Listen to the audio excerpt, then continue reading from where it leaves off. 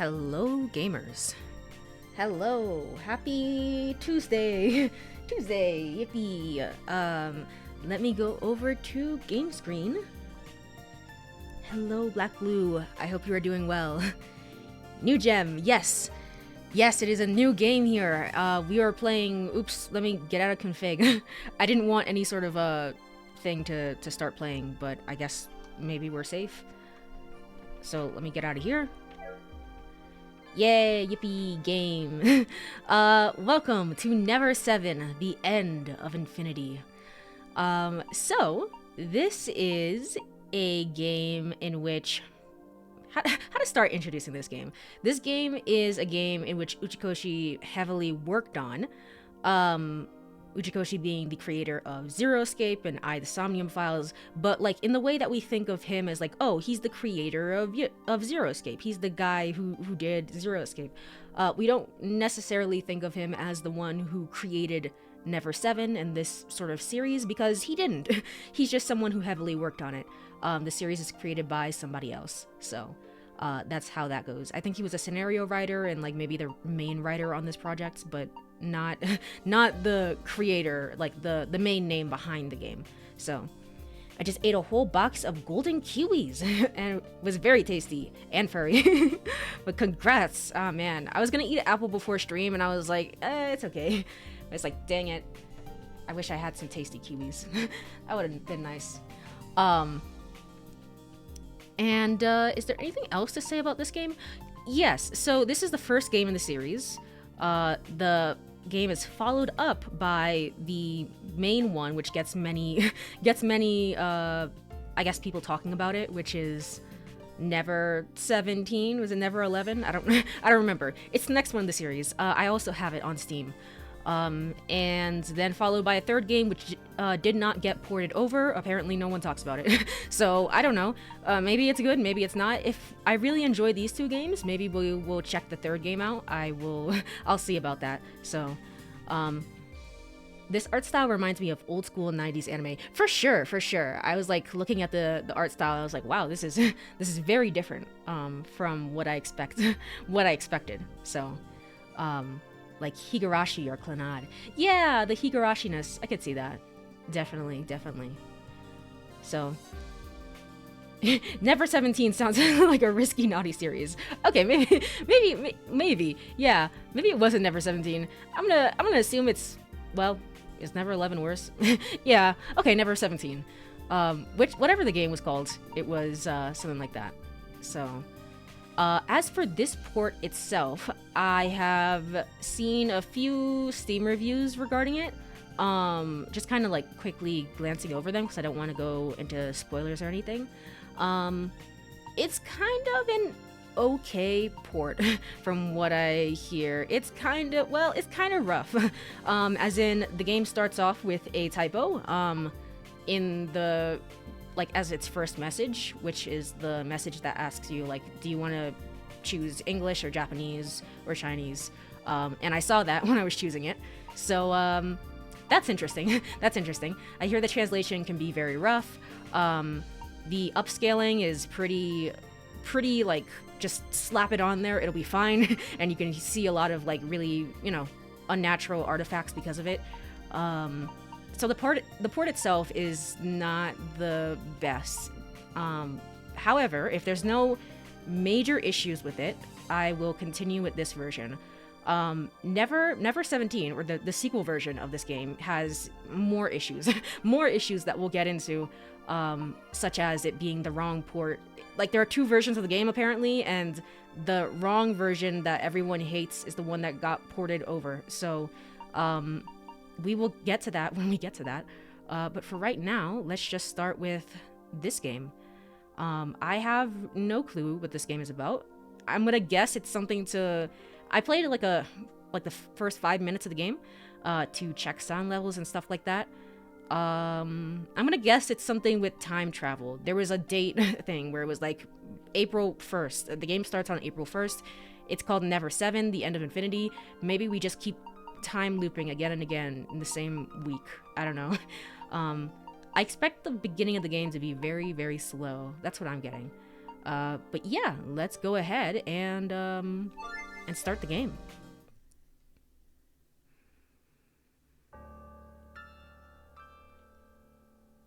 How did they port the wrong game? If it's Uchikoshi, it has to have time shenanigans in some capacity. Yeah, definitely. Definitely. That's what I'm thinking. So that's my first theory, at the very least. How did they port the wrong game? So apparently there's a 3... I don't know what this game originally came out on. It was like, let's say PS1. I don't know. Let's say Never 17 came out on the PS1 or something. And then there's a Xbox 360 version that got released, which changed a lot of features of the game, and everyone kind of disliked that, and that's the version that we got. So we'll deal with that when we get there. Why? Did I say that? Or someone else? No. Now I doubt if they're even words. There's nothing here. No sound, no color, no wind. It feels like I'm wandering aimlessly through the same cloudy liquid. It's so cold. With every breath I take, my lungs crackle and freeze up. Kind of like this. Where it's just like, yeah, just slap the upscaling on this. It'll be fine. It will be cool.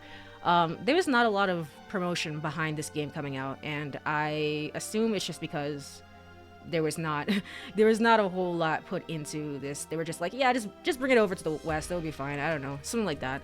Where it's like it could have looked better. I see a limp hand grasping a small glowing object. Is it a bell? It's a small metal sphere, emitting a cold light from its smooth, polished surface. Slender holes are carved in the bottom, and there's a faded crimson string tied at the top. Slowly, the bell gently slips out of her hand and falls. I cling to her chest, sobbing, trembling violently. Her skin feels damp and cold in my arms. Her thin body is stiff. Her translucent cheeks seem so delicate, like they would break at the slightest touch. As if she were a fragile glass doll that will no longer move, that can no longer speak or laugh.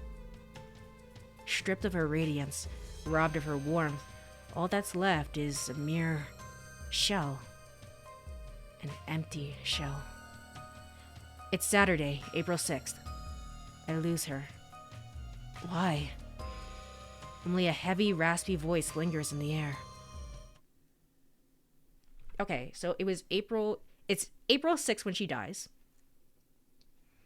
And that's good to know because I know that we start on April 1st. So I think we're just going to go back in the week over and over and over again, if I had to guess. But I'm not entirely sure. I jolt awake, kicking the blankets aside. I stare into space for a moment, disoriented. I don't recognize this ceiling. Let me check something. Alright, looking good on stream. Just wanted to check. I don't recognize this ceiling. It's a diagonally slanted ceiling covered with milled boards. Perhaps this place was built recently. I can still smell the freshly cut lumber. I realize I'm drenched in sweat, and I'm freezing. I take a deep breath and slowly exhale. A warm, woodsy scent seeps into my brain from deep within my nose. After 3 deep breaths, I finally manage to figure out where I am. That's right, I'm at the retreat. Yeah, April 1st, Monday. Okay. All right. I slowly push myself up and sit on the bedside. The blankets I kicked off lays sloppily on the floor. But I don't have the energy to pick it up just yet. In any case, my whole body feels heavy. My throat's parched. It feels like I have a hangover. I force my left arm up so I can check my watch. On the watch face, I see Monday 1st, 9:17. I lower my arm. I take another deep breath. Man, what a terrible dream. Hmm? Suddenly, a thought creeps into my mind. Dream. The word dream. Yume. Yume? It's Yakuza 5 all over again. I can't quite understand why it's bothering me. Yet, I have a weird feeling in my gut. Dream. But was that really just a dream? Saturday, April 6th. In 5 days, huh? I count the number of days till Saturday on my right hand. What am I doing? Am I still half asleep or something? Jeez, get a hold of yourself. Just then, the door to my room swings open so violently I think it might break. Standing there is... Alright, so this is our first character of the game. So, as far as I am aware, the main character does not have any voice acting, so I'll be taking over all the narration and his lines and stuff like that. Everybody else, though, I think has full voice acting, which I'm not sure how... I'm not sure if you have... if anyone has any input regarding, like, how they want this to go. I was thinking that... Obviously, the voices are in Japanese. There was no English voices for this game. I was thinking that I just kind of have the Japanese voices on. I kind of lower them in the background a little bit. And then I will talk over them. I will say the English over them. So it's kind of like they're in the background for atmospheric purposes, but I'm still talking, if that makes sense. Just because people tend to have the streams on in the background. That's kind of what I'm going with right now. Otherwise, I may change over to like, oh, I'll just stop talking and let the Japanese, kind of say the lines, the Japanese voices. It kind of depends. It kind of depends on how I'm feeling. Let's just kind of go with this for now. Standing there is who is this again? And suddenly the girl speaks. What's going on? She sounds urgent, as if something's cornered her. Why? That sounds like a good plan to me. All right, cool. Let me know if the voice is too loud or too soft or whatever. I did some testing of the volume, but, just to make sure. She repeats herself. Obviously, I have no idea what she's talking about. Excuse me? I thought it was a pretty dumb response. Hearing my reply, she gasps. Then she stares into my eyes, frozen in place, not saying a word. Things are pretty awkward. It's like that time when a young girl in the department store's grocery section grabbed my thigh, calling me daddy. What? What? All right, cool. All right. That's how flustered I feel. Oh, I have choices? Okay, after just saying that line casually? All right, then. Let's see, try grinning. Is something the matter? Let's just make it more awkward. Try grinning. I smile at her just like I did for the girl in the grocery store. You did? Okay. And then... Huh. Is that... So... Is that... how it is? This time, it's more like she's talking to herself than asking me a question. That's one hell of a line. That's how I know I'm playing an Uchikoshi game. It's just like, the horniness is there. The horniness is there. It cannot be stopped. All right, we're in the right game. Well, either way, I still don't understand what she wants. So, that was... Now, I finally understand why she's acting like this. It's simple. She's still groggy with sleep. She woke up this morning in strange surroundings, in a different room, in a different bed. Unable to fully grasp the situation, she feels like she's still dreaming. It's a common thing that happens when traveling. No, it doesn't. The most I've ever had is like, when you're sleeping, and you fall asleep and you wake up either at like sunset or sundown. Or sundown, sunset, or sunrise. And you look out the window and you're like, oh my god, what time is it? Is it morning? Is it afternoon? Like you can't tell at all. But I don't ever think I've had like a moment of like, well my gosh, where am I? Oh my gosh, I'm running around. Are you okay? I keep smiling as I ask. Yeah. Yes, I'm okay. You don't really look okay, though. Oh, really? Oh ho! You got a raid! Yippee! Haunted Luna!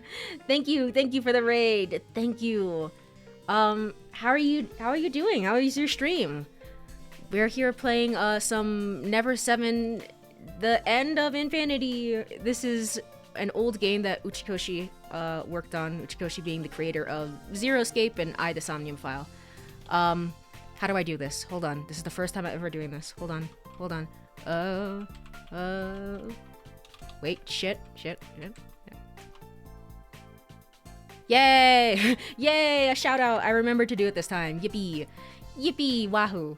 How was your stream? How did it go? How was everything? Let me tab back into the game as well. So, but thank you so much for the raid as well. Somnium Files, my beloved. I do love I, the Somnium Files. I do really love it as well. So, but we were playing Zero Escape VLR. Ooh, the second game. I see. We were so close to the end.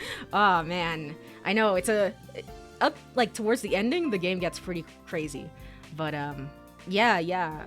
Well, I have to drop in and see the finale stream because I think the second game is a very interesting game. So I love hearing people's thoughts on it. But thank you so much for the raid. If you have to bow out now, feel free to do so. I understand completely. We're just kind of here, just continuing with this game and seeing what it's all about.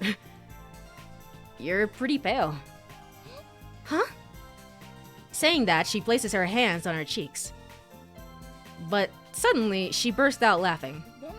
But Makoto, you look like you've climbed out of a grave, you know. Huh? Before I know it, I find myself copying her, putting my hands on my cheeks. But wait a minute. I almost didn't notice. VLR is still my favorite in the trilogy. Yeah, yeah, I think it's my favorite in the trilogy as well. Other people may disagree, but I think it's my favorite. I do think the first game is more stable in some ways, but I love the second game. I love the second game so much. So I'm interested in hearing your thoughts when you're done. So Makoto. She definitely said that. Makoto. Hey, what? No, it's nothing. She interrupts me. Really, it's nothing, so don't worry. No, it's not about that. Sorry for barging in all of a sudden. It's kind of like a misunderstanding. So, yeah, anyway, forget this ever happened. Forget about it? What do you mean? Just forget I came here. See you later. So far, I haven't decided which I like more between the first and second game. It's definitely, yeah, you definitely have to get to like the very end to formulate your thoughts, because I think there's still some things missing. Still technically some things missing. But it is definitely I think people definitely have their opinions about it, and so I'll be interested in hearing yours. Raid message. I forgot to copy it. Alright, I read this one. Hold on, wait a sec. Before I can say anything else, she had already closed the door. Seriously. But still, isn't she being a little too familiar with me? Suddenly calling me Makoto with no san or kun? Come on, that's just strange, right? We only met yesterday. Unless we've been in a time loop for like 10 billion years. That would be crazy, wouldn't it? Well, whatever. She must be that kind of person. A person who can just get along with anyone easily. And she seems like a good person, too. We just come in and scream. Or she's a yandere stalker. True. Could you imagine it's just like you're in a retreat, another one of your classmates comes in, screams, doesn't elaborate, leaves. It's just like, okay, all right, nice chatting with you too. I stand up, stretch, and start thinking. Her name. What was it again? I think it had U in it. Yuriko, Yukie, Yumi, Yue, Yuka. Yuka? Right, it's Yuka. I remember now. That's it for sure. I heard it while we were introducing ourselves yesterday. And her last name is Kawashima, I think. Yuka Kawashima. Well, whatever. I decided to head to the living room. Ooh, we get the time as well. Uh-oh. I have a feeling that's going to be very, very important. Alright, so it's 9:27 in the morning. It's a beautiful, spacious room with a high vaulted ceiling. Everything seems brand new and tidy, like a showroom. There's a large window on the south side. Through the glass, I can see a stunning view of the ocean. There's no one in the living room yet. Yuka probably went back to her room. I decide to just go sit on the sofa. Suddenly, I see an aluminum ashtray left on the sofa. There's one cigarette butt in it. Come on, who left the ashtray here? I pick up the ashtray, moving it to the coffee table in front of me. I sink into the soft sofa. I thought we were all supposed to be in high school. I mean, we might still be in high school, but I thought we were all supposed to be in high school. Maybe I just assumed that because anime. Oopsie daisy. Why am I instantly getting cooking companion vibes from this log cabin? The whole, like, I don't know, the whole vibe with, like, the music and just, like, the scenery as well. It's just, like, very, very serene. Like, look at me. Oh, man. Here I am on my lucky school adventure. So, I totally get you there. But cooking companion in particular, yeah. Beyond the large window, the morning sun shines from the east, reflecting brightly off the sea surface. It's truly a magnificent view. Relaxing into the cushions, gazing out at the sea, I start making choices. Oh boy. Start to think about random things, just space out. These are the same choice. These are literally the same choice. Start thinking about random things. No, that was skip mode. My bad. I start to think about things. The retreat I'm on. Despite the name, this wasn't for a school club or anything. It's a seminar retreat. A type of retreat I've never heard of in my life. Due to my lack of attendance in classes, I'm not sure how things work at university. Oh, okay. Alright then. Last month, while checking the university bulletin board for my grades, and whether I would advance to the next grade, I saw the Arts and Humanities Department of Psychology seminar roster posted there, and it was my first time learning that I was assigned to the Something Seminars 5th team, Team Kawashima. Okay. Alright, I see. So, we're in university. We're second year in university, seemingly. Or we're about to go into our second year, or something like that. Interesting. Other things? Yeah, we said it was April, right? So this should be our second year. This is the start of our second year. Okay, cool. The full name of the seminar, I forgot. And seriously, what is a seminar in the first place? Well, you've never been to school, so you wouldn't know. You just wouldn't know. Beside the roster, there was another notice posted. Each team of the Something Seminar will have a seminar retreat social retreat for its members on the following dates. Due to the capacity of the retreat site and other circumstances, each team has a different lodging dates, so please take a good look at the details. I see. If anyone cannot attend for some reason, please report so accordingly. If anyone is absent without reporting so, they will immediately be removed from the seminar regardless of the reason. That's what it said.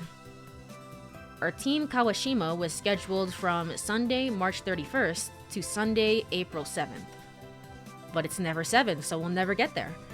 At the end of the document, it says, await further details from your team leaders. That is all. Our team leader's named Kawashima, obviously. That's right. In other words, she's the girl who groggily barged into my room earlier. A few days after I saw the bulletin board, she called me on the phone. So, the other two members are insisting on meeting up at the location. That's fine.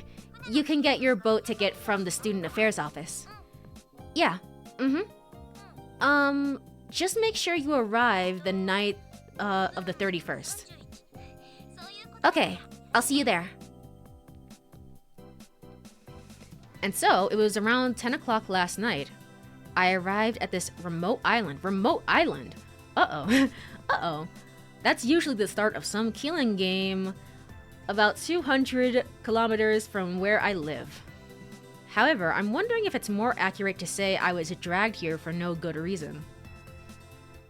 Eventually, the living room door slowly opens.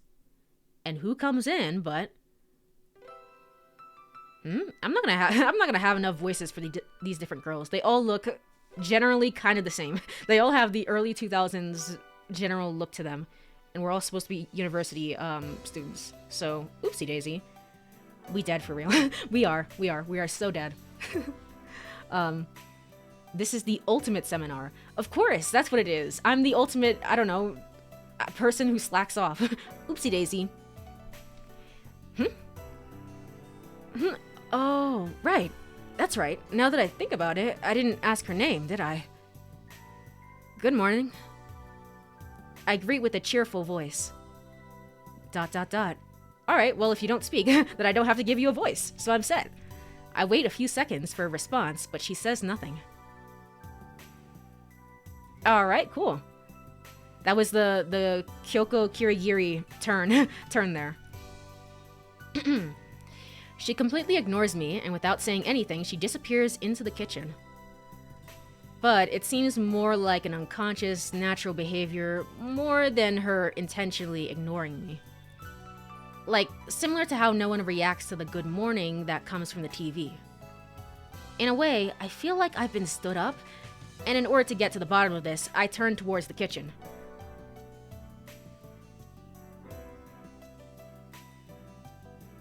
And I ask her again. Good morning. Damn. Okay, it's alright if she's ignoring you. We could just go back. Without a word, she turns the faucet and pours a glass of water. And with small sips, she drinks the entire glass. That's not a question, bro. It's a statement. Yeah, little things like that. It's like, I think the translation things are a little off. It's a little rough. It's a little rough.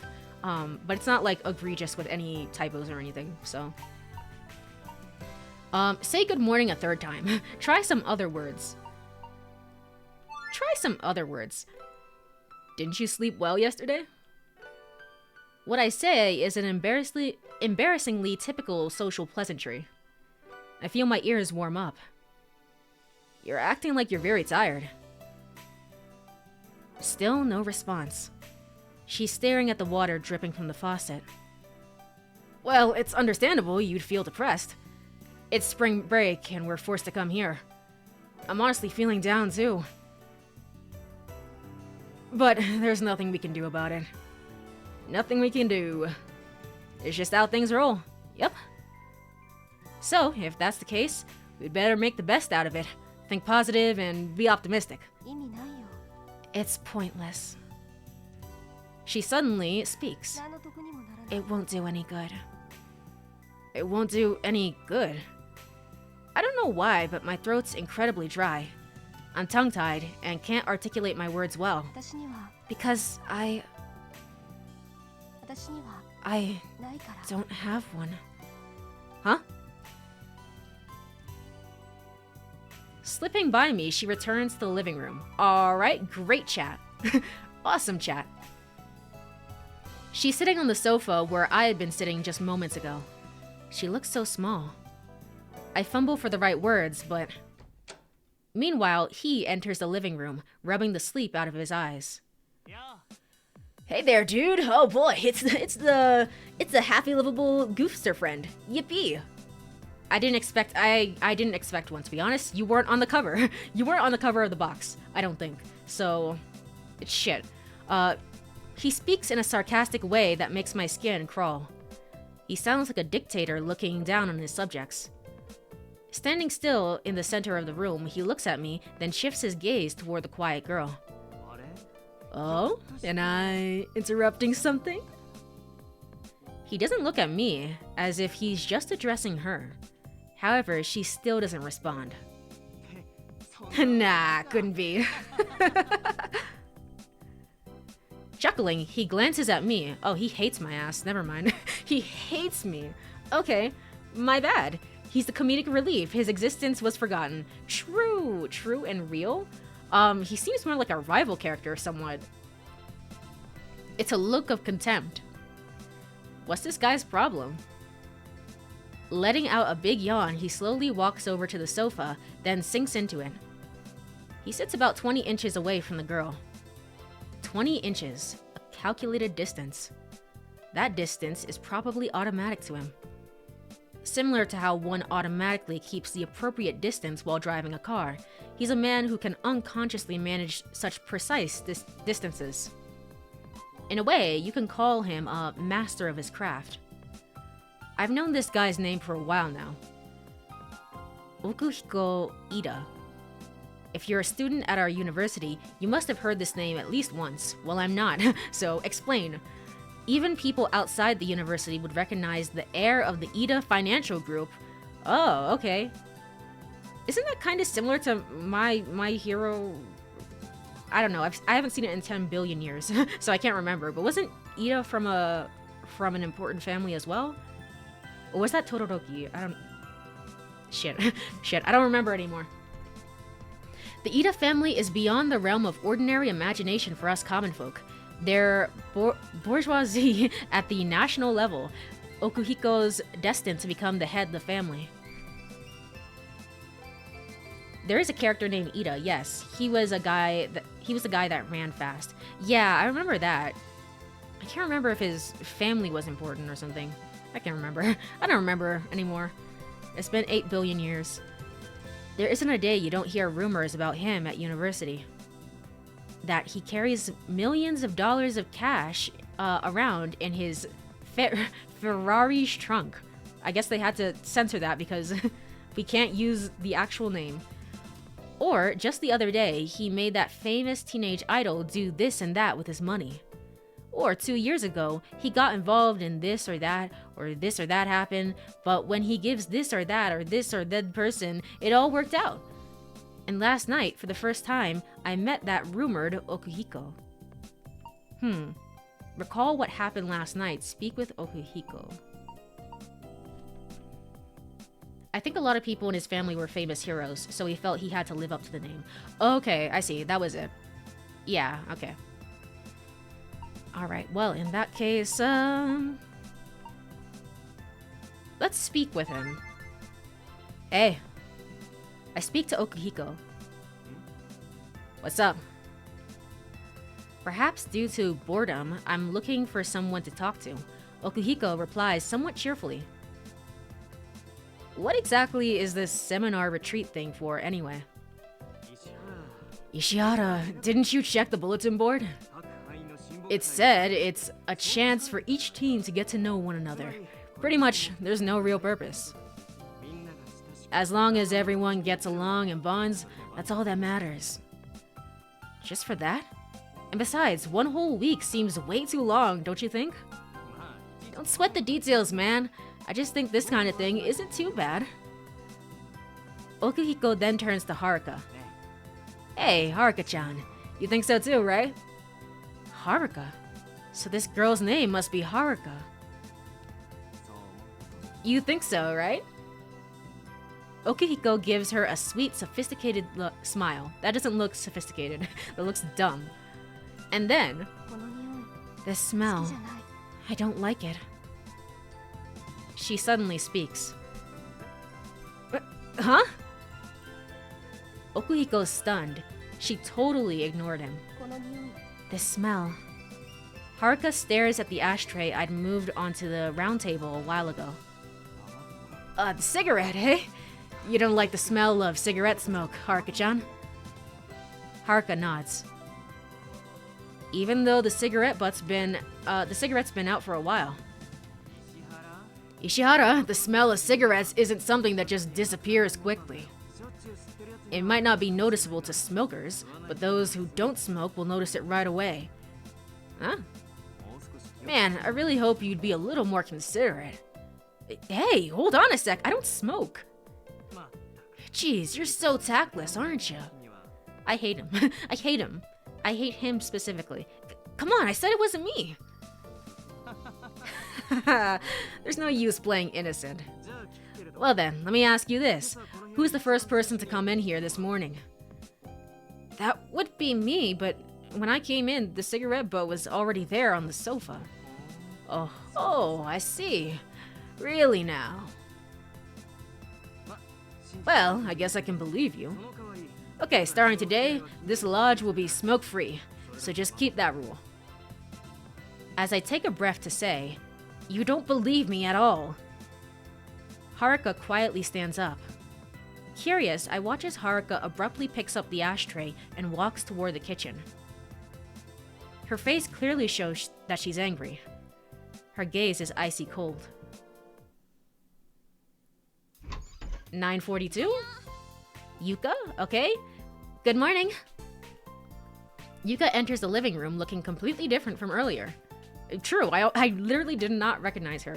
She's styled her hair, and the pink dress she's changed into doesn't show a single wrinkle.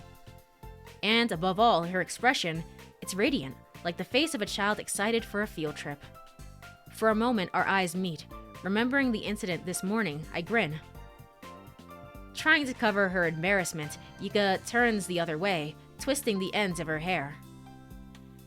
Good morning. Hey there. Okuhiko and I return her greeting. However, as one may guess, Haruka shows no reaction at all. Having tidied up the ashtray, she's now quietly sitting on a dining chair in front of the kitchen. Have you all eaten breakfast?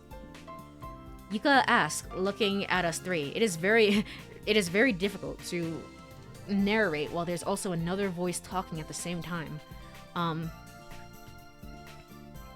Not quite yet. I see. Then maybe I should make something a little special for us. What'd you say? Is there a problem? Yuka, you can cook? What about the ingredient? Yuka, you can cook? What about the ingredients? Not really, but what about the ingredients? Oh, that's not a problem. There are still some leftover supplies from the previous group. I see. It should be done in about 15 minutes. Is toast okay? Okuhiko nods. I'll leave it to you then. I follow suit.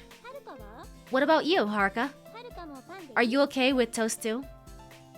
Lowering her head towards the table, Haruka seems to agree. Alright then, I'll get started. Just wait a bit. Saying that, Yuka heads toward the kitchen. At that moment, oh, that's right. I remember something, then quickly call out to Yuka. What is it? I just wanted to ask, do you smoke, Yuka? Smoke? No way, I don't smoke. You can tell just by looking at my beautiful skin, right? She places her hands on her cheeks, convincing herself, and heads into the kitchen. So, who actually smoked that cigarette? Yuka, Haruka, Okuhiko. Out of these three, is someone lying? Okay, interesting. So it's, how many people are on the cover art? I'll check later. I'll check later to see. But on the cover for this game, there are quite a few other girls, I think. But these are the people that I'm just staying with. Okay. I let out a groan. 10:55. Alright. Yuka said breakfast would be in 15 minutes, but it's already been over an hour. Oh shit. What kind of breakfast is she making? It's almost 11 a.m. It's already too late to call it brunch. That's not true. That's not true. What time are you having brunch? It's breakfast lunch. While we were waiting, the three of us had showered and dressed. Oh, you can wait for the Japanese voices to finish before speaking. That's also a possibility. Yeah. I just feel like if I do that, it'll take so much time out of the playthrough. That I have to wait for them to speak and then I can speak afterwards. But I can try. I can definitely try that. And now, killing time, we were watching the TV in the corner of the room. The program is called Healthy Utopia, a healthy living show. This episode is titled Smart Ways to Eat Leafy Green Vegetables. The content's not much different from a cooking show. Of course, I'm not watching it because I want to. Unfortunately, it seems we can only get 2 local TV stations here. By the way, the other station is broadcasting a short documentary called Exploring the Nation's Streams. Both options were equally boring, but listening to the babbling Brooks on a documentary might be slightly better for distracting us from our hunger. My stomach growls. I'm reaching my limit. Sorry to keep you waiting. Finally, Yuka emerges from the kitchen.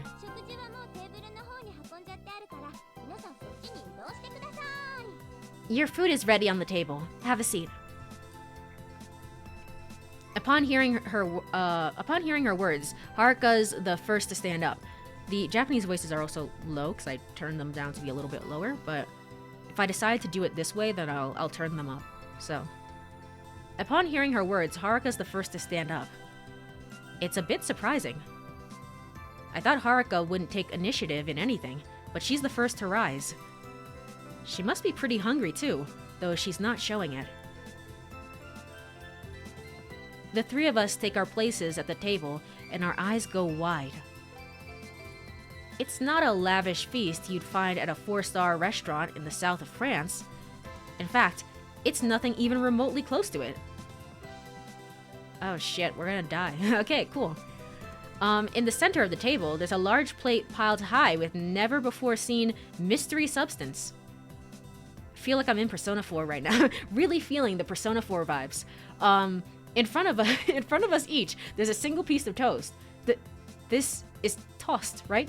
It is indeed toast. This is toast, right? The mystery substance looks like a multicolored glob of sticky gelatin. And the toast is burnt to a crisp. Basically, it's just charcoal. There you go. Dig in. Yuka urges us, a smug smile on her face. She spreads the mysterious substance onto the charcoal and starts to nibble on it. We watch her in utter disbelief. And then...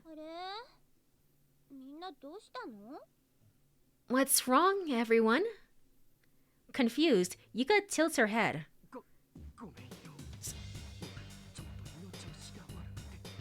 I think I'm gonna read it with the voices. But it's cooked so badly that the toast lost an A. I know. How unfortunate.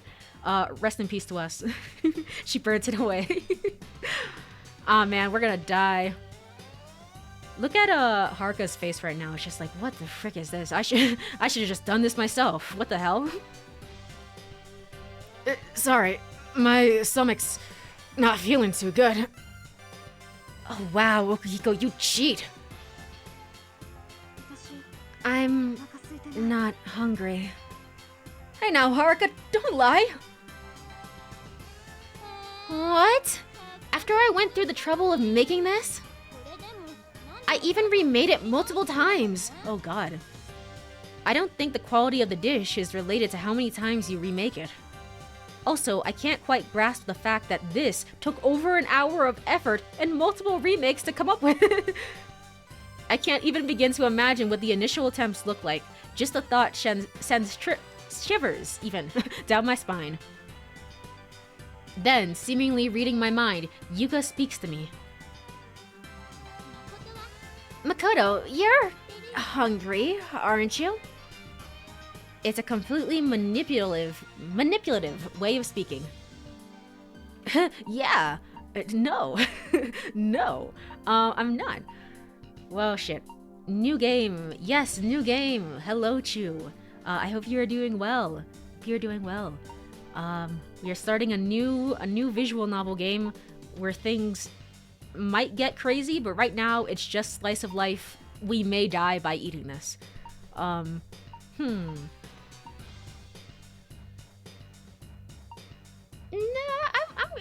good. No. I managed to shake my head. Huh. You're not hungry either, Makoto? Even though I went to the trouble of making it... Yuka glances at her creation, looking disappointed. I thought you would at least eat it, Makoto.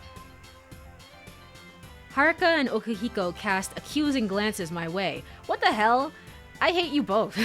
Hey, come on. Am I the only bad guy here? I look at the forlorn Yuka and then at the mysterious substance. I close my eyes. I start to convince myself that the dish in front of me is delicious enough to make my mouth water. Alright. After a moment of silence, I make up my mind. Yuka, actually, I am quite hungry. I'll have some. Upon hearing this, Yuka's expression instantly brightens, as if her previous demeanor had been an act. As much as I'm amazed by her quick change, I curse myself for being unable to say no. I tried to say no, I tried. I won't go into detail about the hellish scene that follows. It's probably self-explanatory. By the way, we never found out what the mysterious substance was. I'm too terrified to ask, and I don't want to know either. Interesting. 11:31 a.m. Alright, so I died for like an hour, but now I'm back. Now I'm back. Yuka and I managed to finish all of the mysterious substance and the charcoal, along with Okuhiko and Haruka's portions. Now, the cook's humming contently while washing the dishes in the kitchen. I believe that Yuka's happiness isn't simply from her satisfying her hunger, it's also due to the satisfaction that at least one person ate the food she made. In other words, I'd become the sole victim in this. I let out a quiet groan. I'm feeling queasy, and something seems to be rising up from the back of my throat. I could potentially relieve myself by dashing to the bathroom, but if I do, I'll have to encounter that horrible substance again. I need to endure this. I have no choice but to wait until the discomfort passes. I make a vow to never let Yuka cook for me again. This is the 21st time I've made that promise. The 21st. The 21st. So you're aware that we're in the time loops? Are you aware or are you not aware? Does he know? Does he not know? Just then, the doorbell rings unexpectedly. We're a team of 4. We're not expecting anyone else. Doubled over, I look to see if someone else can answer the door. Haruka's brushing her teeth at the sink. What's Okuhiko doing? Hey Ishihara, can you get the door? We're busy right now. Alright, cool. Great. I hear his voice coming from the kitchen. Apparently, Okuhiko's helping Yuka clean up. Come on, Makoto, get the door already! Like the guy about to vomit cares. I struggle to get up and finally manage to stand. It's an extra. It's an extra from the time loop. It's an extra one. So also, that means that we've been in the time loop for like 21 different times. Okay. That's 21 weeks, which is a lot of weeks. A lot of weeks, even. Huh. Hunched over like an old man, I walk shakily toward the entrance. Hello, I'm coming. With my left hand clutching my stomach and my right pushing the door open, I greet our unexpected guest.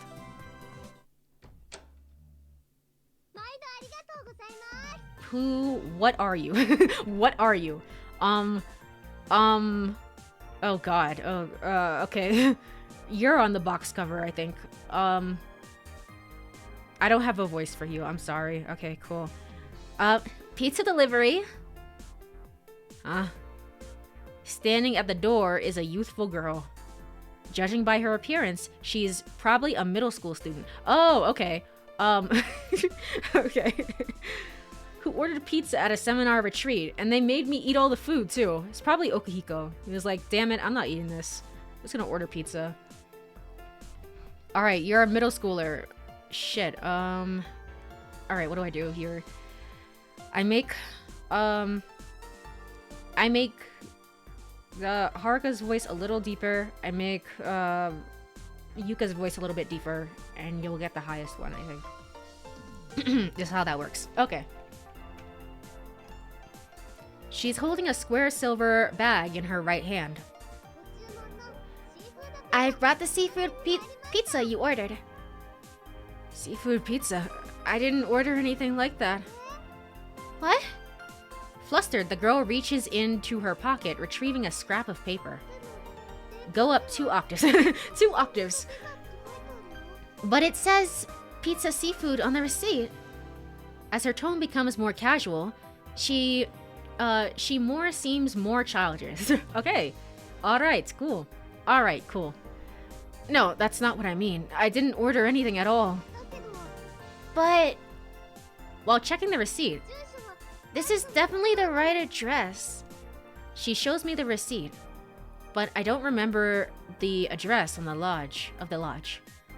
Oh, hold on a moment. I turn towards the kitchen. Hey, Yuka, did you order pizza? I wouldn't do that, would I? Okuhiko? Keeping his back turned, Okuhiko waves his palm to indicate a no. Oh, he didn't. Alright, well, Haruka was like, I'm freaking starving. I'm gonna eat a whole pizza. That leaves Haruka.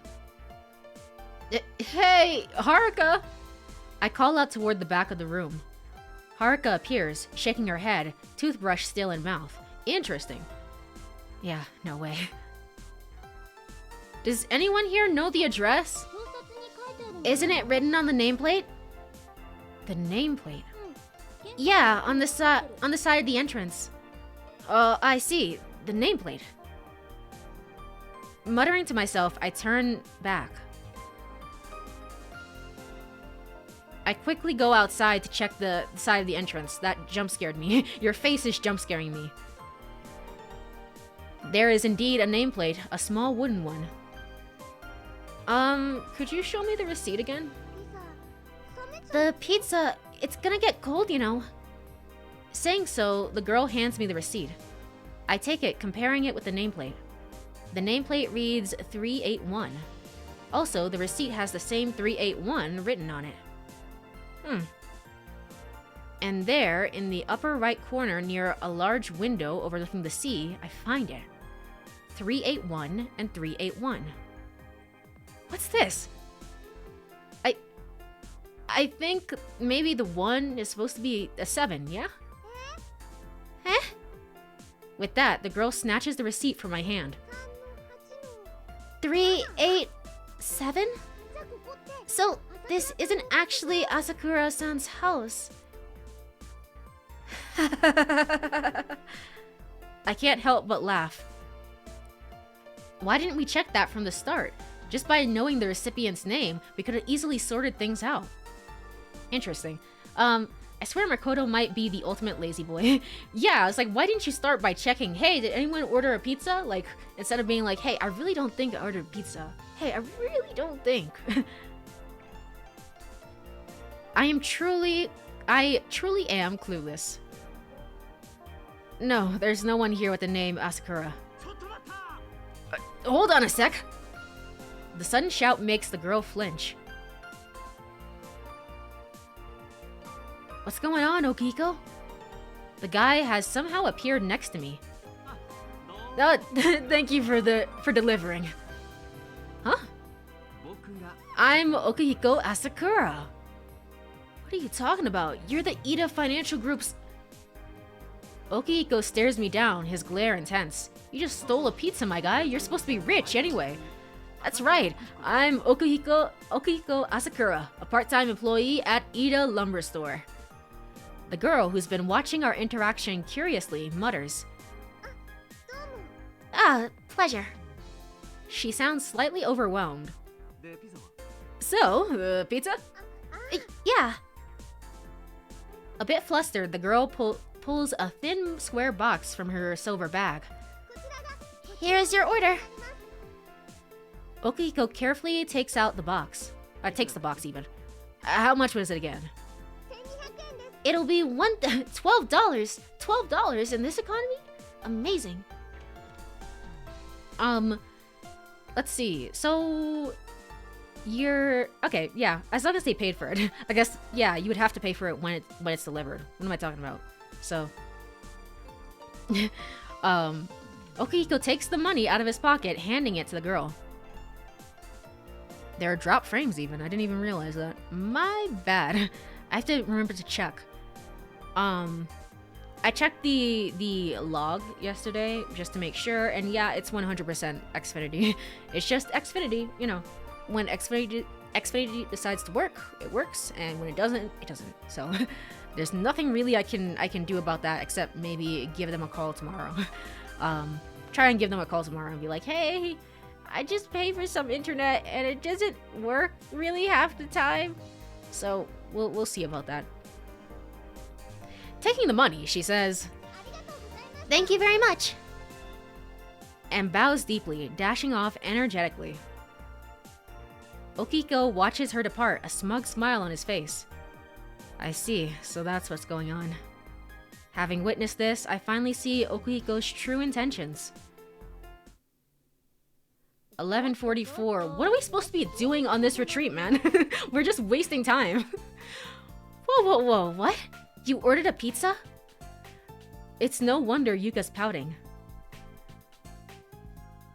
And so the rich boy steals a pizza. What is the world coming to? Yeah, well, I guess we didn't try and stop him. So we were just like, yeah, whatever. At least we know who to blame for every time. Yeah, that's true. We can go back in time now and be like, hey, maybe stop being mean and stealing other people's pizza. The slightly cooled pizza is sitting on the glass table in front of the sofa.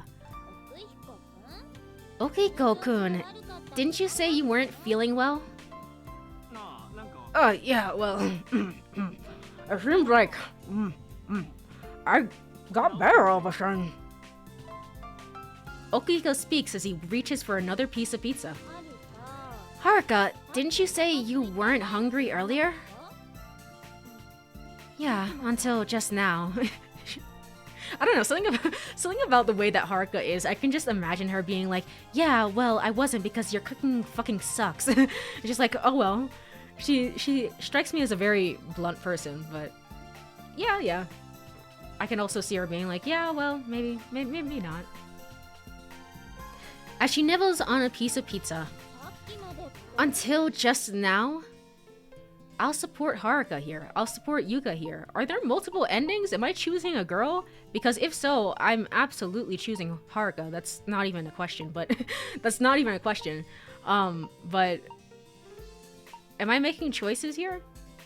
I'll support Haruka here. Which means you're hungry now, right? Haruka nods slightly in response. Oh, come on.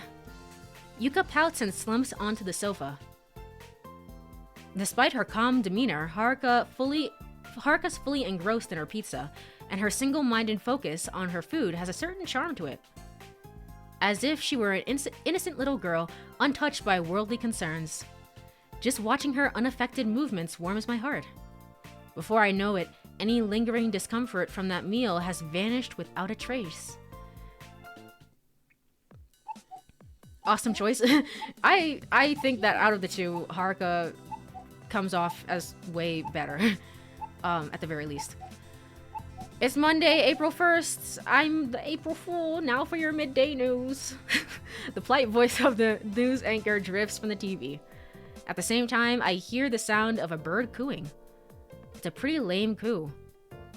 I look around for the source of the sound.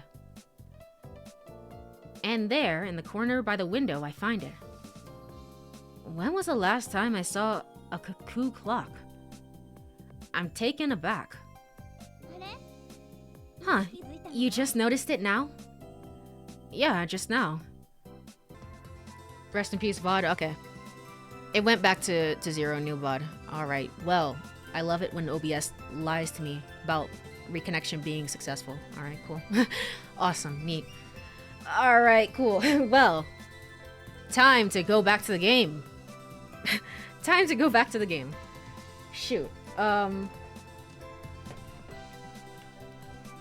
I'm gonna have to seriously call and ask. It's like, is there anything that can be done? At the very least, my one thing is that I'll be moving soon. I did talk about this briefly on stream. It's like, I'll probably be moving a little bit soon, like at the end of April-ish, I think. So hopefully it should be fine then. Hopefully everything will be fine then, and maybe I'll get some better internet, maybe more consistent internet. It doesn't have to be like the craziest thing in the world. It just has to be consistent. That's literally all I want. So hopefully that all works out. But let me go ahead and get this open. Mod view, are you working? Psst, psst, psst. Mod view? Alright, well that's fun. That's fun. Well, we ball. We ball in these times of stress. So, as I was in my room changing at 10 o'clock and then dealing with the disgusting dish at 11, I must have missed those chimes. Okay, so there's a clock that goes off every hour. Good to know. Good to know. I was surprised when I saw it for the first time yesterday, too. I turned to face Yuka. The other three don't seem surprised in the slightest. That's right. Yuka, Haruka, and Okuhiko must have already heard this clock chime before I arrived yesterday. It feels nostalgic somehow. The last time I heard a cuckoo clock was probably in middle school, but I still remember it. It was a slightly bigger one than this one with 2 windows. And of course, 2 cuckoos. I always thought they were a couple.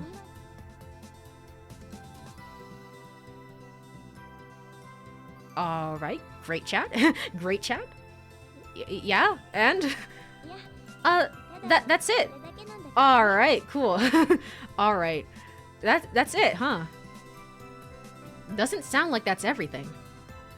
Maybe there's a grander narrative hidden beneath the surface of her story. Maybe there's a grander narrative hidden beneath the surface of this game. I can tell just by looking into Yuka's eyes. Her eyes are currently twinkling with a faint light even. Hey, should we get going soon? Okuhiko stands, pushing his long bangs aside. Yeah, you're right. It's a waste of time to stay cooped up here. Go? Where? What are we doing? Isn't that obvious? No.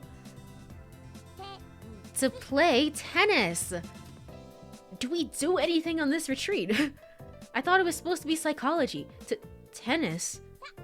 Alright everyone, let's get ready. Faced with this unexpected turn of events, I don't know what to say. The problem isn't about tennis itself.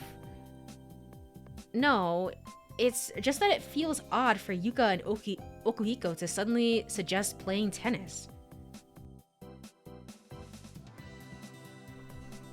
After all, wasn't this retreat... Alright, so 13?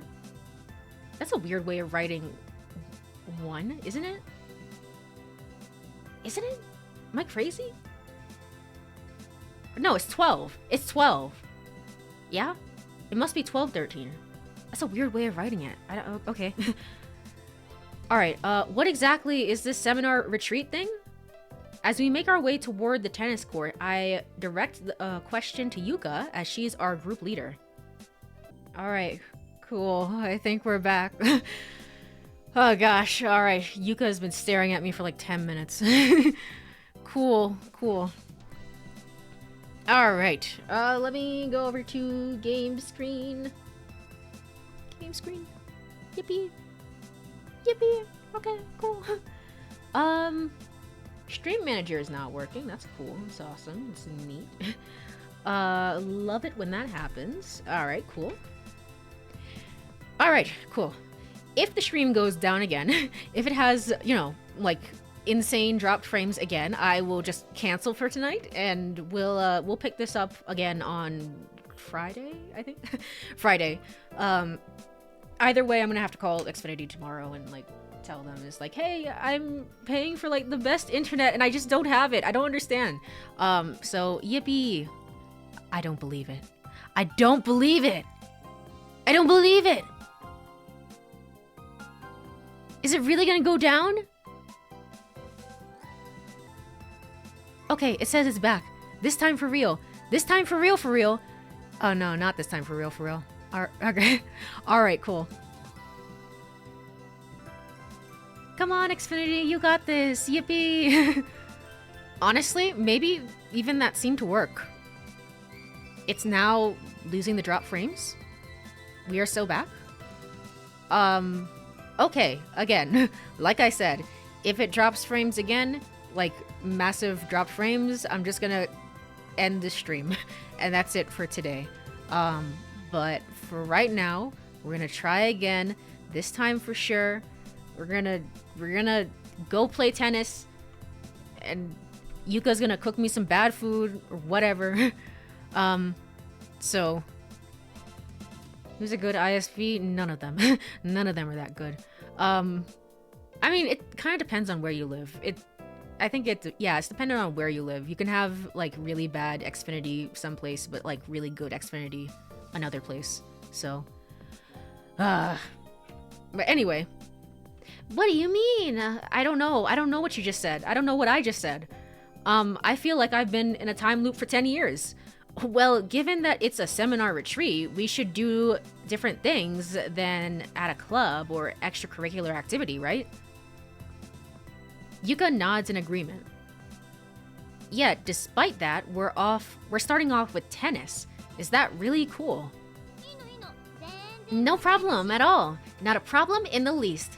This is a goofy expression. It's just like, eh. Yuka, can I ask you a basic question? Shoot. What exactly is a seminar retreat anyway? What can I say? I mean, it's a retreat at a seminar. That amazing, Yuka. Thank you. Thank you so much. Thank you so much. That's no answer. What's a seminar anyway? That's no answer. It's not, huh? Yuka's clearly trying to dodge the question, and I think I made her voice kind of higher by accident. Oopsie daisy. I glance back for a moment. Okuhiko's following me and Yuka walking beside Haruka. He's talking to her, but their conversation doesn't seem to be going smoothly. As I look back in front of me, it sounds like Okuhiko is muttering something under his breath. Looks like Okuhiko's saying something like there's no purpose at all. If there's anything, it's solely to deepen the camaraderie among the team members. That's a close one, but not quite it. What do you mean? I can't say the exact reason. Huh? That's not suspicious at all. I'm having, like, a big Akane moment. I don't know if that makes any sense. I'm having a major Akane moment right now, where it's just like, I don't know, I can't tell you the reason, but don't worry, it'll all be fine. I mean, it's an order. An order? It's a directive straight from the professor. The purpose should not be disclosed until the final day of the retreat. That just sounds like anime BS. That sounds stupid. Why? Oh, don't be so persistent. But Yuka Sensei's love equation rule 1. A persistent guy is disliked. Remember that. Alright, cool chat. I'm getting it too, she's super sus. yeah, there's something about her. It's just like, I don't know if I trust you. We're gonna be on time loop 57 before I'm like, I knew it, you were the bad guy all along. Yuka smiles gently as she speaks. The moment I see that smile, my heart starts to flutter, and so does my controller. They just had to have that effect in there. Okay, cool. Feels like my ears are burning. I panic a little, trying not to let my embarrassment show. A persistent guy is disliked. Disliked, I wonder, by whom? A gentle breeze carries the scent of spring as it brushed against my cheeks. Alright, 12:19. I think. Yeah. The tennis court is about a 5-minute walk from the lodge. Alright, let's play. Yuka hands each of us one of the 4 rackets she has borrowed from the court's manager, practically thrusting them upon us. Innocent joy fills her sparkling eyes. And then... I'll pass. There's my alarm. I have to go. My curfew is here. Oh, I have an email? I do, I have an email. Okay. Is it midnight or noon? Because 00... Yeah, that's what I was saying. It's like a weird way... It's an incredibly weird way to write noontime. But it does say PM and not AM. So somehow it is 12:16 or whatever. Haruka rests the racket she just received against the bench. Huh? Haruka-chan, you're not playing? Okuhiko seems much more flustered than Yuka. Come to think of it, he's seemed pretty enthusiastic about playing tennis for a while now. Considering his bourgeoisie upbringing, he probably took tennis lessons when he was young. I'm not. Yeah, Haruka. But isn't just watching kinda boring? I'm not gonna watch. I'm going home. Huh? I want to look at the sea. The sea? You want to check out the sea? Haruka nods softly. The sea, huh? Well, I think I'll go too. Huh? You too, Okuhiko? Please don't leave me with Yuka. I'm not a huge fan. Well, think about it for a sec. We've come all this way to see the ocean. It's only natural you want to check it out first, isn't it? And besides, we can play tennis anytime, right? I guess. Yeah, I'm a little disappointed, but whatever. Just then, I see Okuhiko's eyes gleaming and his mouth twist into a slight grin. Actually, I've talked about this before, but I replayed 999 with my friends. We have like Wednesday game nights where we play like mystery games together, usually. So we replayed 999 like a year ago, I want to say. And I think that the voice that we turned off voices and we were all doing the voices ourselves. And the voice that I'm giving Yuka here is the same voice that I gave Akane, because I was the one that was voicing her. So that's fun. That's cool. That's neat. Oh, it's so cute. Yeah, it's been fun to meet up on Wednesdays. That's also why I don't stream on Wednesdays, because it's just not possible. But just then, I see Okuhiko's eyes gleaming and his mouth twist into a slight grin. Well then, we'll be here. What was that? We? Huh? We? We, in other words, means Yuka and I? I want to go to the sea too. I'll play tennis with Yuka. I want to go to the sea. Hey, wait a second, Yuka. Just wait one moment. I still haven't said anything about wanting to play tennis. I also want to go to the sea. What? Okuhiko clicks his tongue softly. It's very faint, but I definitely hear it. His blatant attitude reveals everything he's thinking. Gosh, I was really looking forward to it, you know? Playing tennis. Well, I guess that's how it's gonna be. There's no way anyone can play tennis alone. Looking at Yuka's sad eyes, I wonder if I've done something wrong. But under the circumstances, this is inevitable. This is what living in a group is like. As Yuka and the others start to take off walking, I call out to them. Wait a sec, what are we gonna do about these? I'm referring to the rackets. Haruka had left hers leaning on the bench. Huh? Yeah, fine. I'll go return them all then. Yuka roughly snatches my racket back from me. She's in a sour mood. I'm on a bad end for sure, I feel like. I feel like whenever you just don't do what they say, it's like you're on a bad end. You're gonna die. You're gonna die at the end of this. She whisks the racket up from the bench, swings it around, swings it hard. That girl is in quite a sour mood. Watch out, but it's too late to do anything. I hear a dull thunk. Oh, and Okuhiko died. Alright, that's pretty good. That's pretty good. Alright, Haruka, wanna go to the beach with me? The racket had struck Okuhiko in the back of the head. He falls to the ground, dizzy. Yuka hastily crouches down and shakes his body. He doesn't even twitch. But what do we do? It's divine retribution. Oh well. Why do I have to deal with that? I'm not referring to you, Yuka. Huh? Where's Haruka? I can't see Haruka anymore. Looking around, I spot her. She's already outside the tennis court.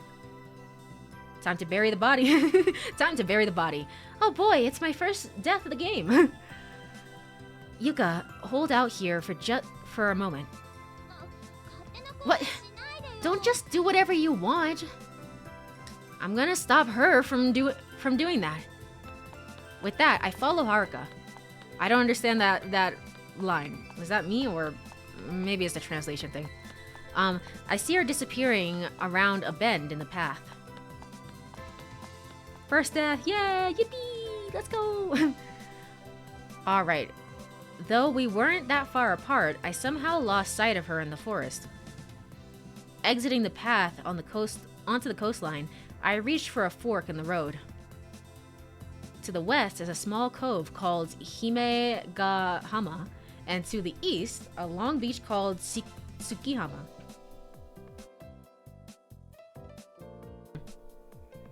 What should I do? Just then, I think I see Haruka going in the direction of Himegahama. She's like a mirage, quickly fading into the distance. I start running towards Himegahama. Himegahama is a private beach surrounded by rocky terrain. No sign of Haruka. Was it really a mirage then? Wait, there she is. I start running again. I see a dilapidated shack in a recess in the rocks. It seems like a house fishermen used to use. In front of it is an old wrecked fishing boat laying on the sand. There's Haruka. She's sitting on the bow, gazing intently at the sea. Her soft hair flutters gracefully in the breeze. I stand there paralyzed. It's as if I shouldn't get any closer. It feels like someone's telling me not to. Haruka suddenly looks in my direction. Our eyes meet.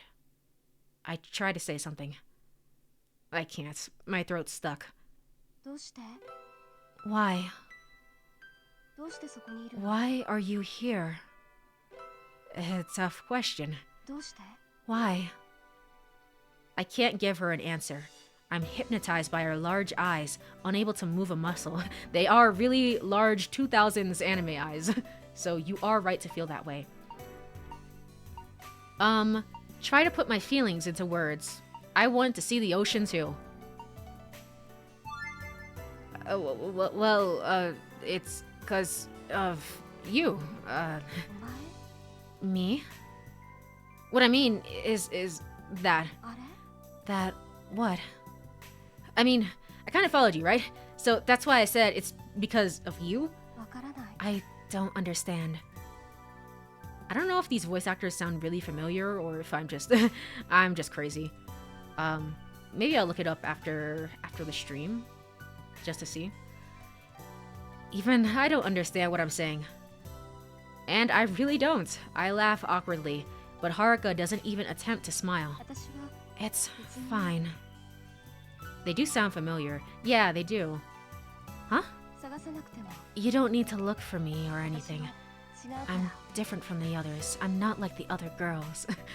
Different. I'm different, so don't worry. Don't worry, huh? I'm about to continue speaking when I hear Okuhiko and Yuka's voices from a distance. Ah, dang it. Makoto, Haruka, where are you? Haruka-chan! I turn around to see two small figures on the road along the coastline. Hey, over here! Over here! The moment I raise my hand, I feel a hand muffle my mouth from behind. I shake my head in resistance. It's Haruka. She somehow got behind me. Don't move. The girl pins me down with incredible force. Her stare pierces into me. Can you stay quiet? All I can do is nod. I nod repeatedly, embarrassingly. Oh, Haruka's VA plays Orihime. Okay. I'm not a Bleach. I assume that's Bleach, right? I'm not a Bleach person, as in I've never really watched it that much. At least not in Japanese. So, but if it's Orihime, then I mean she's probably a pretty like prolific voice actress, pretty prolific seiyuu. She's probably around in a lot of things, so I probably do recognize her voice. Yes, Orihime Bleach. Okay, I see. Haruka releases her grip on my mouth. As I take a deep breath, she quickly grabs my hand, gives me a tug. Come on. Okuiko and Yuka's voices are getting closer. Haruka swiftly climbs up onto the abandoned boat. She pulls me onto the deck. I almost let out a small why was I gonna say whelp and then yelp and then whelp? Yelp when getting on. Yeah, her list is pretty long. The others as well. Yeah, okay. Well, in that case, I probably do recognize the voices. The voice for I forget his name. Okiko. Okiko sounds familiar as well. I was gonna say that when I first heard him. He sounds very familiar. The central area of the deck seems to be hollowed out. It probably used to be a cabin, but it feels cramped, like a small kitchen. Haruka heads in, and I hurriedly follow. It's chilly. In places, the walls have been eaten away by insects, and there are holes where you can see through. Even sea roaches have made their way inside. Ew. So we're inside of the hull of a boat, is what we're saying, I think? Haruka stares intently at the sea roaches. Her expression has softened up. Does she like things like this? No way. Ask her honestly. Do you like him? You like him? I decide to ask. And Haruka gives a nod. Huh? Why sea roaches of all things? I can't really get what makes Haruka tick. So, what do you like about them? They're creatures I've never seen before. Sea roaches. It's kind of creepy. I think they said we were in the hull of a ship. But I'm not entirely sure. I used to have a friend who lived on a boat when I was in like elementary school. So they didn't have a house. They just lived on a boat. So I would go over to their house sometimes, and I would just like very occasionally, and we would fish and stuff like that. But it was also like that's also when I realized I'm very, very motion sick, and I was just miserable the entire time. So I was in the hull of the boat basically, where they sleep. I was just in there. I was like, I just want to go home. So having motion sickness kind of sucks. So now I'm even more confused. The way Haruka is speaking now, or rather, her way of thinking. It's like that of an inquisitive child. Anything unusual, anything seen for the first time, she seems interested in everything.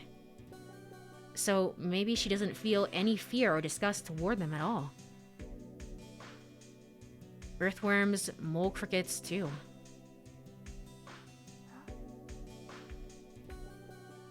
They're all alive.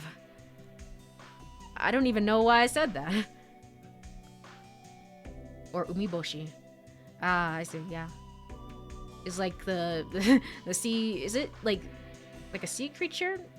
But is it something, is it like a, well, I can always look it up, actually. Google, my best friend.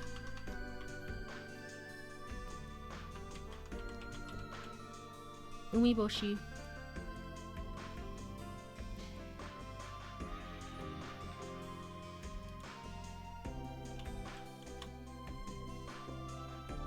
find Umiboshi specifically. I thought maybe it was like the name of a like something. It sounds like, I don't know, Ghibli-esque, where it's like umeboshi and then you take umiboshi, but I don't know. Yeah, it seems like Haruka understands. She nods quietly in agreement as I tab back into the game. This time for sure. Soon, Yuka and Okiko's voices get close. I can hear the sound of their feet on the sand. It's hard to believe they come to such a gloomy place. Gosh, has Makoto really not found Haruka? Leaving it up to him was a mistake. That guy's really spaced out, huh? That Yuka, running her mouth when she thinks no one's listening. Agreeing with Okuhiko's nonsense, too. Oh, wait, I'm confusing umeboshi with umibosu. Oh, okay. I see. Actually, you know what? If it's a sea creature, I don't want to see it. Why am I trying to look up images of it? I'm gonna not like that. I know myself. I'm not gonna like that. That Haruka, running her mouth when she thinks no one's listening, agreeing with Okuhiko's nonsense too. What's with her anyway? Using my first name informally. Yuka? I'm referring to Yuka as Yuka too. It's actually more of a sea yokai. Oh, okay. Well, in that case, that makes it fine then. Now that I think about it, it's not just her. I call Haruka Haruka and Okiko in the same manner. Why? And why didn't I notice until now I'm doing something so unnatural? Why didn't you really comment on the fact that you made that was like the 21st time that I've made that promise? Why didn't you really say that? Haruka suddenly places her hand on my shoulder. Startled, I'm brought back to reality. Looks like they're gone. I can't hear Yuka or Okuhiko's voices anymore. There's no sign of them.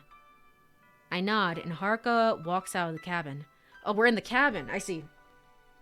Not a boat, a cabin. Just the sea cabin that was abandoned. So I take a deep breath and follow her. Outside, I see Haruka leaping off the ship. Sand, okay, never mind. I don't know where we are. The boat in this picture looks so tiny, but I guess that's the boat. Sand scatters onto her clothes. The girl walks straight towards the sea. She doesn't brush off the sand. She removes her shoes, abandoning them on the beach. I stare, dumbfounded. The scene flows so naturally, like she's going to melt into the sea. Oh, Haruka!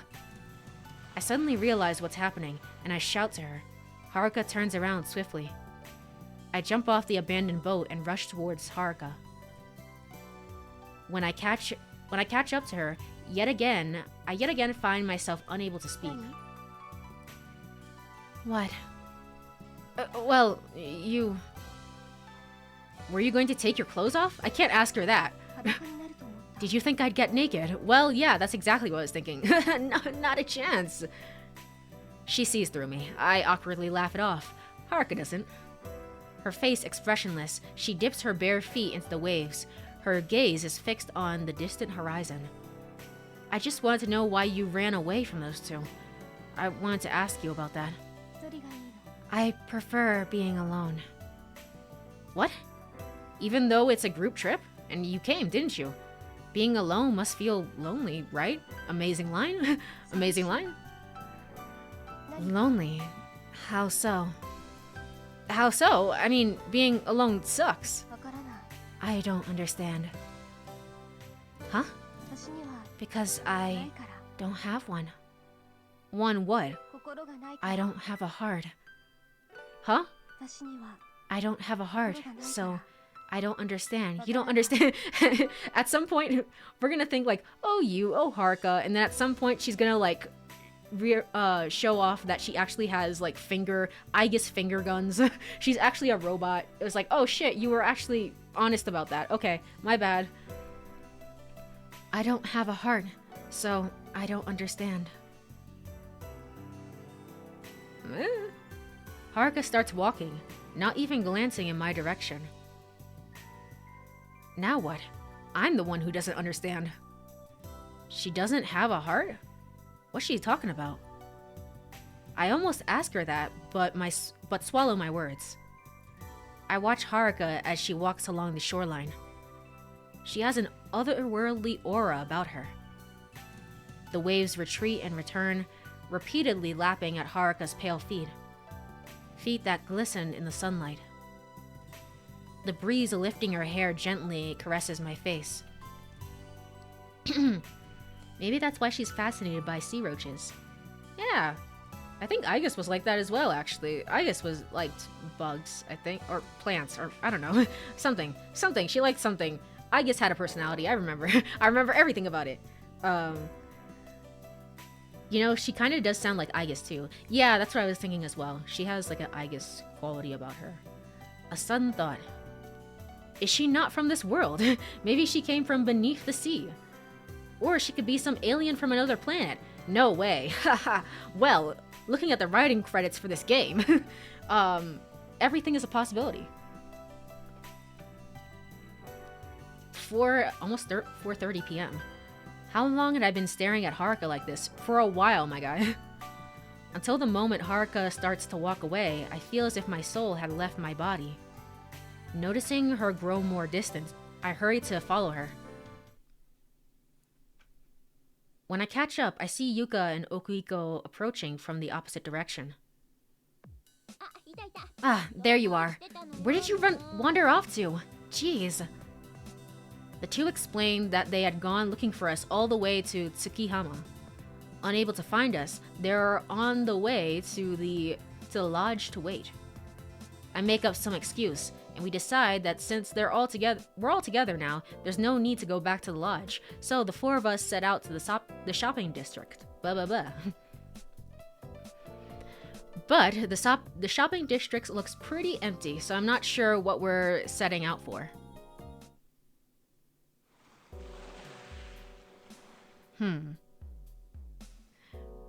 Not that now is a great time to do this.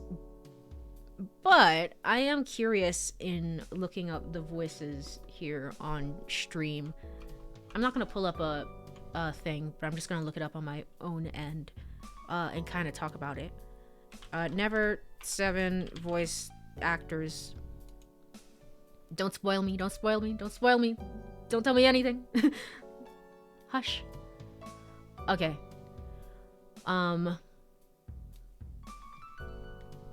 First off, I want to look at Okuhiko. He sounds familiar to me, but I might just be a liar. I might just be kind of a liar. I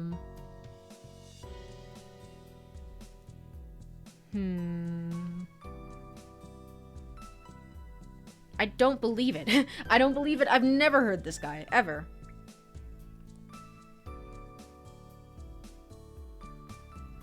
I've never heard him in anything, honestly. He doesn't seem that familiar to me. Just kind of a liar, just slightly a liar, maybe, possibly. I can't believe it. Yep, I've never heard anything that this person has been in. My bad. My bad. Haruka is voiced by, obviously, Orihime. Anyone else that I would recognize?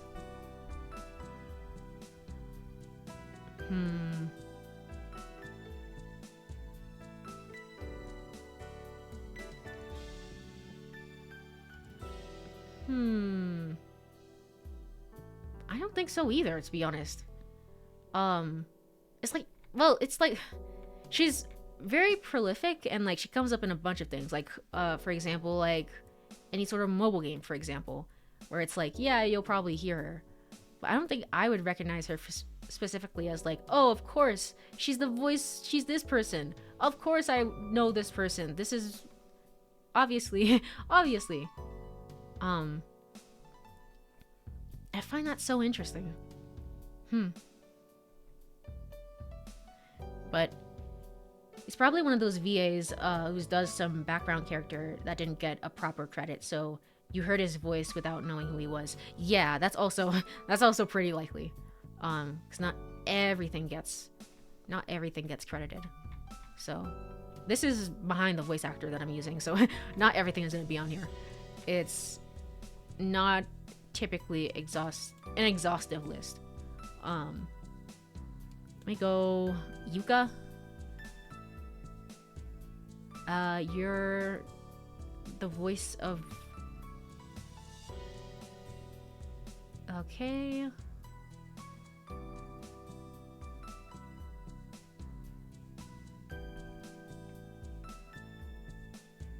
I think the part of it as well is that... Oh, you were a voice in Hikaru no Go. Okay. I see. I think part of it as well, though, is that these are... they are, like, they're 90s, 2000s voice actors. They still work today. It's just more like... This is, that was kind of... They've been in the business for a while, so to speak, I think is a better way to put it. Especially true back in the 80s and 90s when we're probably still starting out. Yeah, exactly. She's the person from The Thing with the voice. Of course, I remember her. Yeah. Yeah, that's the same site I use. Yeah. Let me check. Anybody else I want to check right now? There's 2 more characters here that I don't recognize. There's the middle schooler. Wait. Oh, the middle schooler. The middle schooler and Haruka are voiced by the same person. Okay. Alright. Good to know. Otherwise, I think that's it. Alright. Well, let's get out of here. And let's tab back into the game and actually play it. As we climb the breakwater, the view that spreads before us feels otherworldly. The sky is saturated with a deep crimson light. The long curving sandy beach is so smooth it looks like velvet. There are no people on the shore, only the gentle sound of the lapping waves can be heard. The sea breeze is sensual and intoxicating. So, this is Tsukiyama. I voice my thoughts. See? Wasn't it right to come up here? Yuka's proud of our accomplishment. Yep. On the way to the shopping district, it was Yuka who first suggested climbing this breakwater on the eastern side of the road. Yeah, you're right. I answer honestly. You can't see such a beautiful sunset in the city, that's for sure. It's been a while since I've seen such a magnificent view. From the top of the breakwater, the drop down to the beach is below is about a meter. Despite the height, Yuka gracefully descends onto the sandy beach. Okuiko and I follow suit. But then...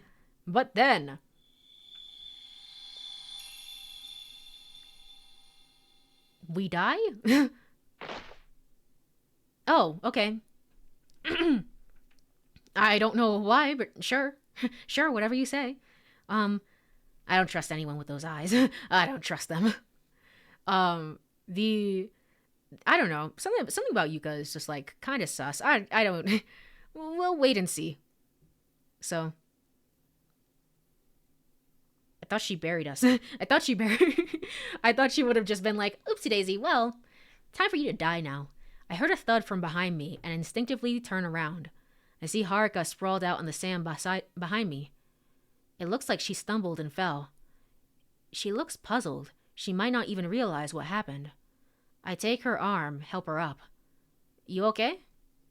Haruka just nods, like nothing happened. She may act casual, but there's definitely a hint of embarrassment in her eyes. I noticed that the arrow, like on the side here, that says continue forward, it's kind of like half cut off, and I have no clue to know if that's intentional for the game and like its themes or something, or that's just the style of the style of message thing that they use. Maybe I'm reading too much into it. Is kind of my thing. Or maybe it just got cut off because, the port is kind of has its issues. So her cheeks are tinged with red. ... Dot dot dot. Dot dot dot. Before I know it, I turn around. There stands Haruka, alone on the breakwater. Huh?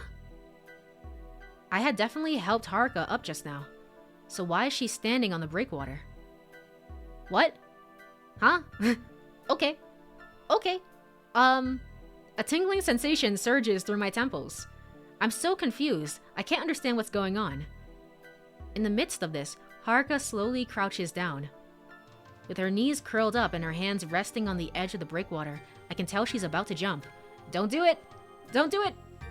But before I can call out to her, she's already floating in midair. And then... she falls again. Alright, well, time is repeating yet again. Something or someone's gonna get cut in half. Courie is calling it. Honestly, maybe.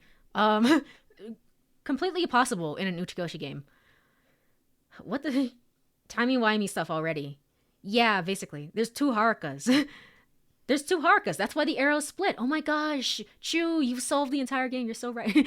You may be right, honestly. I have no clue. Interesting. But I guess we got a little glimpse into that. We know about previous timelines, which is very Zero escapey. So we're kind of following through on that. Haruka loses her balance as she lands and plops down amid a spray of sand. This just happened a moment ago. I'm sure of it. Haruka looks puzzled. I instinctively place my hand under her arm, helping her up. Are you okay? I'm left speechless by my own words. Haruka nods casually, but there's a hint of embarrassment in her eyes. Her cheeks are tinged with red. I've been here before. Trying to hide her embarrassment, Haruka hurriedly slips past me. Oh, but I don't help her up this time. I stand there for a while, astonished. Deja vu? No, it's not that. Deja vu is when you feel like you've experienced something before. But this isn't quite like that. I definitely saw Haruka's fall before it happened. Oh, but you're saying... What, so you're saying that you predicted the future of this loop? Is what you're saying, rather than, oh, I've been in the loop before? Or maybe he just doesn't realize. So, I swear if I'm right, I've never heard of this game before. I definitely saw Haruka's fall before it happened. I saw myself help her up before it happened. So, what's going on here? Looking up, the western sky is a deep red. The waves crash against the shore, bringing with them echoes of the roaring ocean. 5:13 p.m. We have done nothing all day. Like, literally nothing. It's kind of amazing. Amazing. Wow, there's actually a cafe in a place like this. As we walk along the road leading from the beach to the shopping district, Yuka points out a lone cafe. I hadn't noticed it on the way to the beach. It's a 2-story wooden building with a blue triangular roof. The walls are painted white, gently reflecting a red light of the setting sun. I am fading, obviously. I'm probably gonna wrap up stream soon here, but... MC saw it, but maybe it didn't happen yet. Yeah, possibly. Timey-wimey. Not a bad sense of style. Okuiko's voices his opinion. For sure, as it's facing the water, and you can hear the sound of the waves, it brings to mind an Italian restaurant overlooking the Adriatic Sea. Okay, whatever you say, game.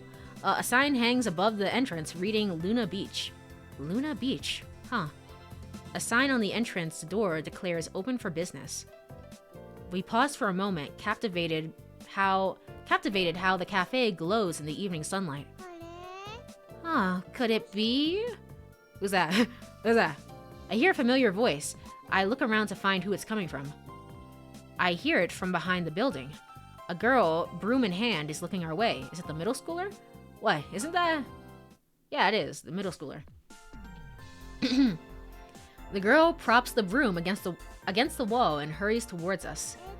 That's right. You guys ordered the seafood pizza earlier, didn't you? We didn't, but sure.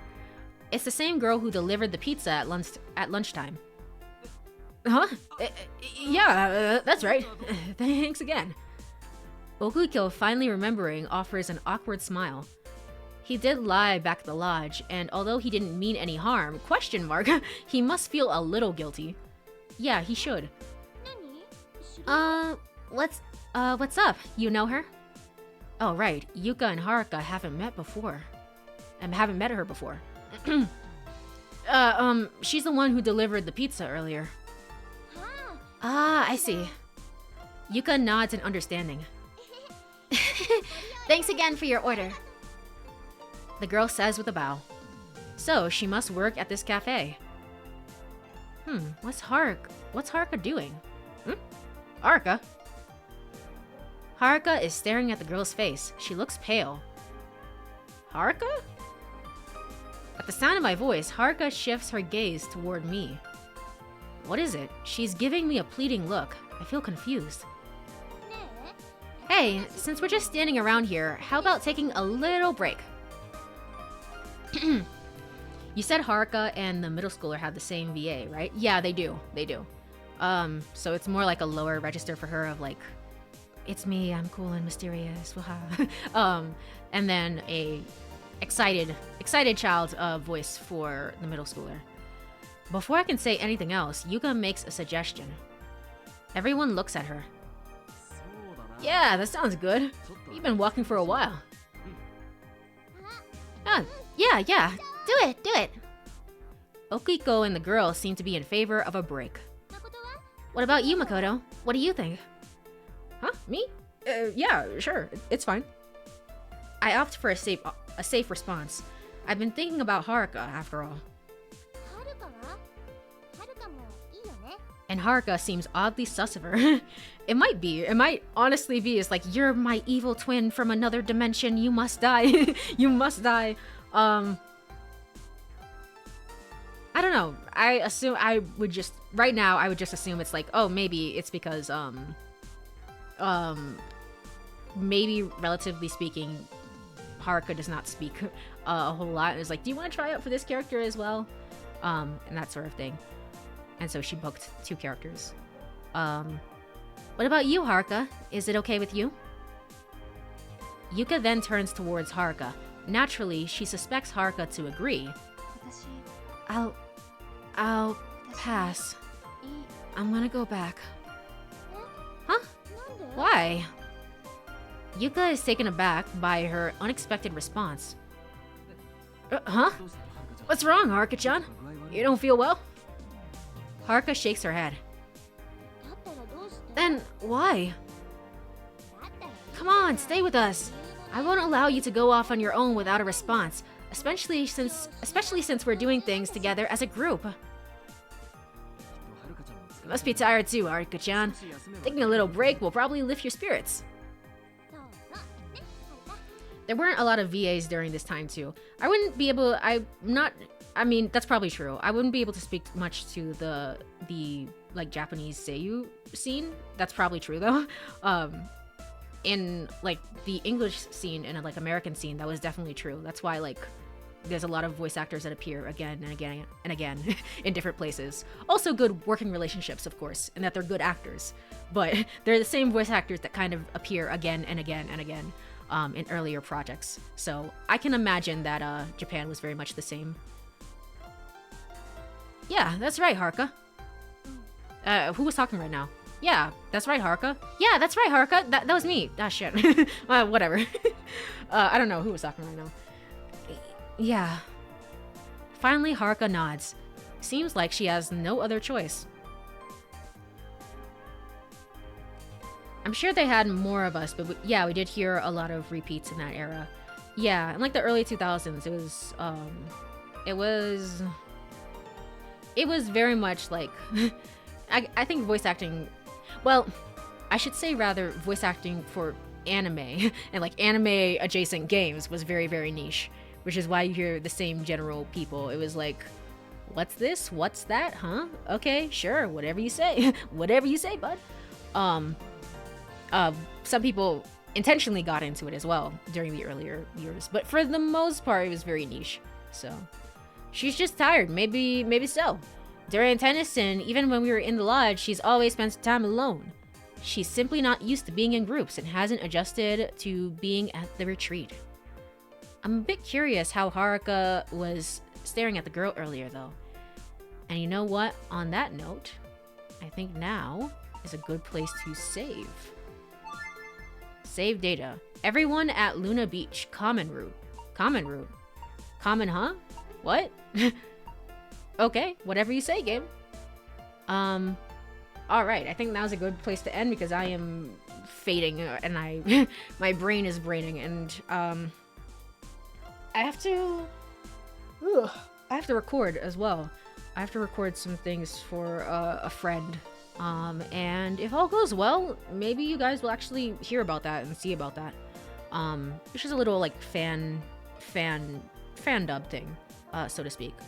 But hopefully you guys will sort of hear about that. It was something that my friend asked for me. So I'm gonna try and record that tonight.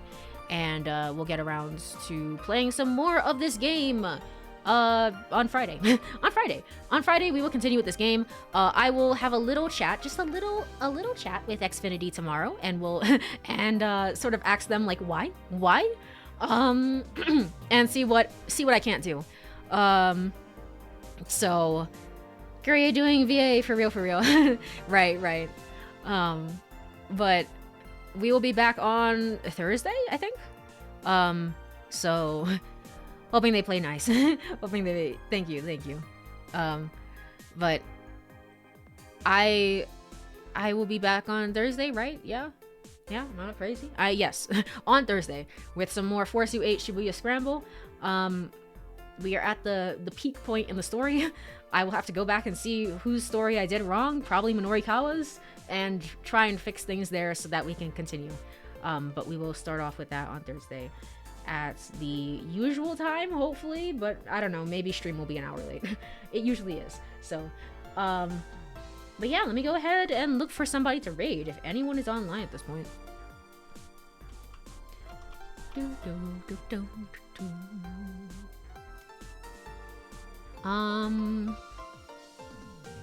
Let's see.